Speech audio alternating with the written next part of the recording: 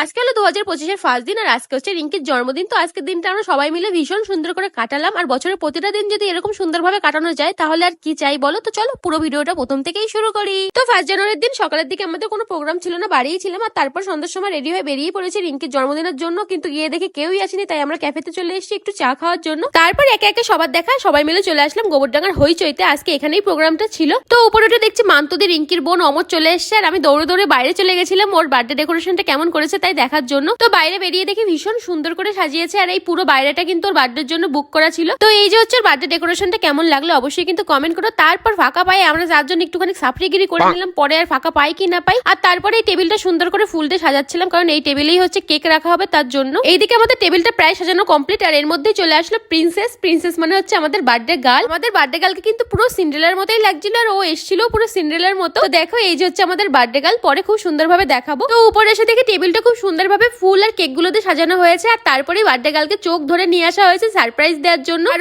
এই সবকিছু দেখে কিন্তু একেবারে সারপ্রাইজ হয়ে গেছিল। আর এই যে হচ্ছে আমাদের বার্থডে গার্ল কেমন লাগছে অবশ্যই কিন্তু কমেন্ট করো। তারপরে কিছু ফটো আর ভিডিও শুট করে নেওয়া হয়ে গেছে। আর এই যে হচ্ছে আমরা সবাই, তারপর সবাই মিলে যে যার গিফট দিয়ে নিচ্ছিল। আর এখানে তিতলি এমন একটা গিফট এনেছিল কেউ তো গেস করেই পাচ্ছিল না ওর মধ্যে আছেটা কি। তারপর দেখা গেল রিঙ্কি ছোটবেলার পছন্দের খাবার আছে ওর মধ্যে, কিন্তু দুঃখের বিষয় রিঙ্কি একটাও খেতে পারেনি, হাওয়াদেগুলো সব কটা খেয়ে নিয়েছে। আর তারপর আমিও আমার গিফটটা একটু দিয়ে নিলাম। আর পাশেই কিন্তু চলছিল ব্যান্ডের গান, এই গানের তালে তালে আমরা সবাই একটু একটু করে নেচে নিচ্ছিলাম। মেয়েগুলো তো তাও ঠিক আছে, ছেলেগুলো যে কাউতালি করতেছিল কি কব। এনে সৌভিকদারে একটুখানি দেখো, তনুকা তুই কোথায় আছিস, সৌভিকদারে ধর। তারপর আর কি কব, যেরকম গান বাজতেছিল সেরমই নাচতেছিলাম, কখনো পাগলা হয়ে যাচ্ছিলাম, কখনো আবার শান্ত হয়ে যাচ্ছিলাম, কি যে করতেছিলাম কি আর বলবো। তারপর ভাবলাম সব মেয়েগুলো মিলে একটা ফটো তুলি, কিন্তু একটা ফ্রেমের মধ্যে সব মেয়েগুলো আটতেছিলই না। আর একটা ফটো ভিডিও তোলার পরে সুরোদারে এইভাবে আমরা চাপে ধরতেছিলাম ফটোটা দেওয়ার জন্য। তারপর আবার গানের তালে তালে আমি আর বর্ষা মিলে একটুখানি নেচে নিলাম। আর আমার বর যে আমার সাথে গেছিল আমি তো ভুলেই গেছিলাম। আর এইদিকে আমার বর আমার জন্য একটা ফুলের তোড়া নিয়ে এসে আমার সারপ্রাইজ দিল। আমি তো দেখে একেবারে অবাক হয়ে গেলাম। এরকম সারপ্রাইজ পেতে কার না ভালো লাগে, কিন্তু এই সারপ্রাইজ না, আমি তো জানতামই এটা হচ্ছে রিঙ্কির ফুল নিয়ে আমার বর আমার সারপ্রাইজ দিচ্ছে ভাবো। আর এইবারই হচ্ছে সেই সময়, মানে রিঙ্কি এখন কেক কাটবে। তো বার্থডে গার্লের উদ্দেশ্যে আমার একটাই কথা, অনেক বড় হও আর অনেক ভালো হোক তোমার, কারণ আমি জানি তুমি অনেক ভালো একটা মানুষ। দূর থেকে সবকিছু অন্যরকম লাগে, কিন্তু কাছে আসলেই বোঝা যায় যে কে আসলে ভালো। তো যাই হোক, তারপরে হুট করে দেই টাকা ছড়াচ্ছে, এই দে আমরা তো পাগলের মতো কুড়াতে শুরু করে দিলাম। ভাবলাম আজকে পাইছি টাকা, কিন্তু তারপরে দে এগুলো নকল টাকা।